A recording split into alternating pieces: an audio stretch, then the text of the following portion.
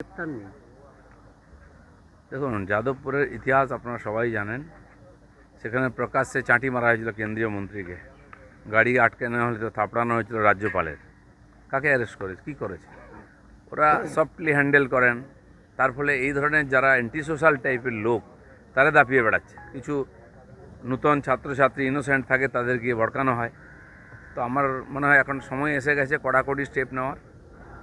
কর্তৃপক্ষ চিন্তাভাবনা করছেন, যেহেতু পুলিশকে দায়িত্ব দিয়েছেন, পুলিশ বাকিটা দেখবে, অপেক্ষা করা উচিত।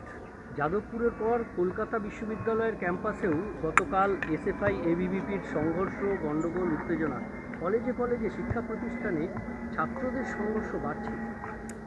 আপনি ভাবুন না, সিপিএমের আমলে প্রত্যেক কলেজে বোম পড়তো, মারপিট হতো, প্রিন্সিপালকে তালা মেরে দেওয়া হতো, চেয়ার ছুঁড়ে মারা হতো। সে দিনগুলো চলে গেছে, কিন্তু সেই কালচারটা কমিউনিস্টদের রয়ে গেছে যাদবপুরেতে। হবে, তারা চলে গেছে, হিংসার লড়াই চলে গেছে, কিন্তু যেখানে আছে সেখানে হিংসা চলছে। তার পরিবর্তন একটু সময় লাগবে, শুরু হয়েছে, শেষ হবেই। গতকাল রাতে বাঁশদ্রোণীতে তৃণমূল কংগ্রেস কাউন্সিলরের যে অফিস, সেখানে কাউন্সিলর, প্রাক্তন কাউন্সিলর 113, তিনি বসেছিলেন। সেখানে অভিযোগ যে বিজেপির বাহিনী গিয়ে ভাঙচুর করেছে, তার হাতের সোনার বালা পর্যন্ত ছিনিয়ে নিয়েছে। এত দামি বানা পড়েন কেন? হাতেতে যে ছিনিয়ে নেয়, কার টাকা এত দামি পড়ে একটা কাউন্সিলর? আমি তো প্রশ্ন করবো যে এত দামি বালা পড়ো কেন, যেন প্রাণ টানাটানি হবে। আমরা তো একটা আংটি পরতে ভয় পেতাম, আঙুলটাই না কেটে দেয়। তো যাই হোক, স্বপ্ন দেখছেন ওনারা যে এখন উনি ইলেকশন আসছে, ক্যান্ডিডেট হবেন, নাম ফাটাবার জন্য এসে উল্টোপাল্টা বলছেন। কেউ ওদের নিয়ে ভাবে না। আর কেউ যদি করে থাকে দুষ্কৃতকারী, কমপ্লেন করুন থানায়, পুলিশ স্টেপ নেবে। ফের লাভ জিহাদের অভিযোগ, তদন্তের নির্দেশ দেবাংশু বসাক ডিভিশন বেঞ্চের। সুন্দরবন কোস্টাল থানায় জোর করে ধর্মান্তরকরণের অভিযোগ স্থির। এই ধরনের বহু জায়গায় খ্রিশ্চান মিশনারিরা ধর্মান্তরণ করার চেষ্টা করছে। লাভ জিহাদও চলেছে একসময়, হিন্দু মেয়েদের নিয়ে গিয়ে বিয়ে করে ধর্মান্তরিত করার। তো একদিন যে সরকার ছিল এগুলোকে দেখতো না, কমপ্লেন নিত না। এখন সমস্ত কমপ্লেন হবে, এই ধরনের যেগুলো দেশবিরোধী কাজ সেগুলো বন্ধ হবে। আবার ঘুষ চক্রের পর্দাফাঁস এবার ঝাড়গ্রামে। সেখানে কনস্টেবল সহ গ্রেপ্তার 4। ঝাড়গ্রামের ট্রাক থেকে বেআইনিভাবে তারা টাকা তুলছিলেন, সেই অভিযোগে গ্রেপ্তার। রাস্তায় প্রকাশ্যে আমরা দেখেছি পুলিশ দাঁড়িয়ে ট্রাক আটকে চাঁদা তুলছে। বহু অভিজ্ঞতা আমার আছে। খড়গপুর থেকে রাত্রে কলকাতা আসতে গেলে লম্বা লম্বা 1-2 কিলোমিটার লাইন হতো ট্রাকের। একটা পুলিশ, দুটো সিভিক মিলে সমস্ত হাইওয়েকে আটকে দিয়ে এক একটা গাড়ি ছাড়ছে আর টাকা নিচ্ছে। ভিডিও আমরা করেছি সেই সময়, কেউ শুনতো না। এখন এই সমস্ত বদমাইশি বন্ধ হবে। পুলিশ যদি প্রথম ঠিক না হয়, তাহলে প্রশাসন ঠিক হবে না।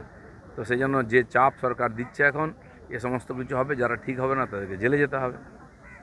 চলো। মালদা জেলা পরিষদ কংগ্রেসের দখলে যাওয়া মাত্র সময়ের অপেক্ষা। একসাথে কালীঘাটপন্থী তৃণমূলের 24 জন জেলা পরিষদ সদস্য কংগ্রেসে যোগদান করতে চলেছেন। মালদা জেলা পরিষদ দখল করতে চলেছে কংগ্রেস। বিস্ফোরক দাবি মালদা জেলা কংগ্রেস সভাপতি তথা দক্ষিণ মালদার সাংসদ ঈশা খান চৌধুরী। দেখুন, যদি ওখানকার মেম্বাররা মনে করেন যে তারা পাল্টাবেন নেতা বা পার্টি, তো সে অধিকার আছে, ওদের পাল্টাচ্ছে। যদি এমপিরা পাল্টাতে পারেন, এমএলএরা পাল্টাতে পারেন, জেলা পরিষদের মেম্বাররাও পাল্টাতে পারে। এখন পরিবর্তনের লহর চলছে সব জায়গায়। তো কংগ্রেস জানি না স্টেটমেন্ট দিচ্ছে কি হবে। তো যদি ওখানে ফ্লোরে তারা নিজের প্রমাণ করতে পারেন মেজরিটি, তো যে করবে তার দিকেই যাবে। স্কুলে স্কুলে সংস্কৃত দিবস পালনের নির্দেশ। 25 থেকে 31শে আগস্টের মধ্যে যে কোনো একদিন পালন করতে হবে সংস্কৃত দিবস। ভালোই, পশ্চিমবাংলা থেকে সংস্কৃত ভাষাকে উৎখাত করে দেওয়া হয়েছিল। অসংস্কৃত অসংস্কারিত লোকেরা এখানে দাপিয়ে বেড়াচ্ছিল। সংস্কৃত এলে সংস্কার আসবে, পরিবেশ ঠিক হবে, শিক্ষা ঠিক হবে। আমাদের ভারতবর্ষের সংস্কৃতি, পরম্পরা, ইতিহাস, সমস্ত জ্ঞান সংস্কৃতের মধ্যেই আছে। তো পশ্চিমবঙ্গকে যেমন বাংলাদেশ বানাবার জন্য চক্রান্ত চলছিল, আর সংস্কৃতকেও বাদ দেওয়া হয়েছিল, সেই তারই একটা প্রক্রিয়া মাত্র ছিল। তার পরিবর্তন হওয়া উচিত, পুনরায় সংস্কৃতের প্রতিষ্ঠা হওয়া উচিত এখানে, যাতে পরবর্তী প্রজন্মের মধ্যে সংস্কারও আসে। 2029 সালে একই সঙ্গে লোকসভা এবং বিধানসভা নির্বাচন। এনডিএর রাজ্যগুলি, এনডিএ পরিচালিত রাজ্যগুলির অনেকেই সম্মতি দিয়েছে। এটা কি সম্ভব? দেখুন, এর জন্য কমিটি হয়েছে, ডিলিমিটেশন ব্যাপারে, ওয়ান নেশন ওয়ান ইলেকশনের ব্যাপারে। সে কমিটি তারা সবার সঙ্গে দেখা করেছেন, কথা বলেছেন, রিপোর্টও দিয়েছেন। সরকার সেই রিপোর্টের উপর ভাবনা চিন্তা করবে, যেটা সম্ভাবনা আছে, সম্ভব যেটা হওয়া উচিত। কারণ ইলেকশন সারা বছর চললে উন্নয়নের কাজ করে না, কর্মচারীরা ব্যস্ত থাকেন। আর সেই জন্য আমার মনে হয় এটা হওয়ার যে একটা পরিবেশ তৈরি হচ্ছে দেশে আস্তে আস্তে, সাধারণ মানুষ এটার উপযোগিতা বোঝেন, কিন্তু যাদের অস্তিত্ব সংকটে আছে তারা ভয় পাচ্ছেন ইলেকশন হলে হেরে যাবেন, শেষ হয়ে যাবে। কিন্তু রাষ্ট্রের স্বার্থে যেটা ঠিক হবে, সাধারণ মানুষ ঠিক করবেন, ওটাই হবে। রাজ্যের পালাবদলের পরে তৃণমূল ও আইএসএফ এর সহযোগিতায় পঞ্চায়েত দখল নিল বিজেপি। পঞ্চায়েত সমিতির পর গতকাল টানটান উত্তেজনার মধ্যে মথুরাপুরের 1 নম্বর ব্লকের দক্ষিণ নারায়ণপুর দক্ষিণ গ্রাম পঞ্চায়েতের প্রধান নির্বাচন। দেখুন, গত ইলেকশন যেমন টিএমসি জোর করে করেছিল এবং বোর্ডও অনেক জায়গায় জোর করে গঠন করেছিল, তার পুনর্বিন্যাস হচ্ছে।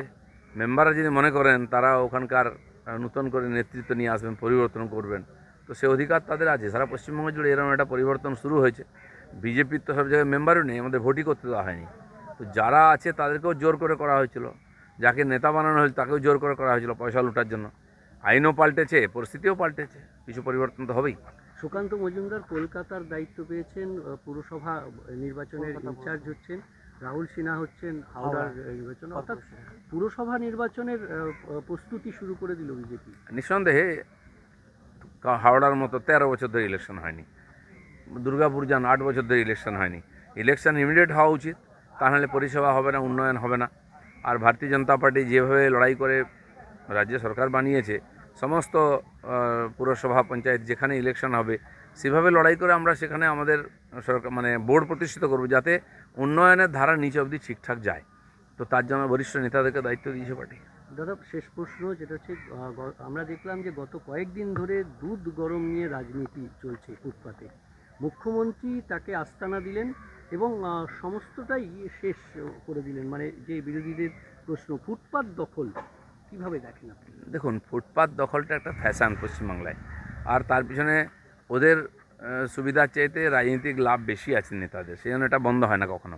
কিন্তু এটা তুলতেই হবে। কলকাতার রাস্তা কম, গাড়ি বেড়েছে, মানুষের হাঁটার জায়গা নেই, তারপরে ফুটপাত দখল করে কেউ বাড়ি জায়গা দোকান করবে, কেউ ফল বিক্রি করবে, পানের দোকান করবে, গরম দুধ করবে, তাহলে মানুষ হাঁটবে কোথায়? তো সেই জন্য সরকার রাস্তা বার করছে। তা আমি শুনলাম, কালকে আমিও গেছিলাম ওখানে নিউ মার্কেটে, ওখানে যারা এসেছিলেন দেখা হলো, আমাকে গাড়ি আটকে বলে যে আমরাই গেছিলাম মুখ্যমন্ত্রীর সঙ্গে দেখা করতে, আমরা কথা বলেছি, আমাদের কোনো কমপ্লেন নাই।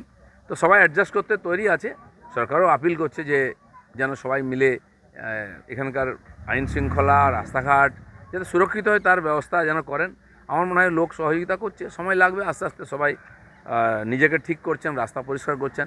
মেছো বাজার, এত বড় বাজার মার্কেট পুরো বন্ধ ছিল, খালি হয়ে গেছে, কাউকে কেস করা হয়নি, লাঠি চালানো হয়নি। মানুষ বুঝে গেছেন যে এইভাবে চলতে পারে না। বিরোধীরা বুঝছেন, বিরোধীরা বুঝলে তো তাদের দোকান চলবে না। আর তারা বুঝুন বা না জুন কিছু যায় আসে না, সাধারণ মানুষ শেষ কথা বলবেন। হিন্দি স্টপ করে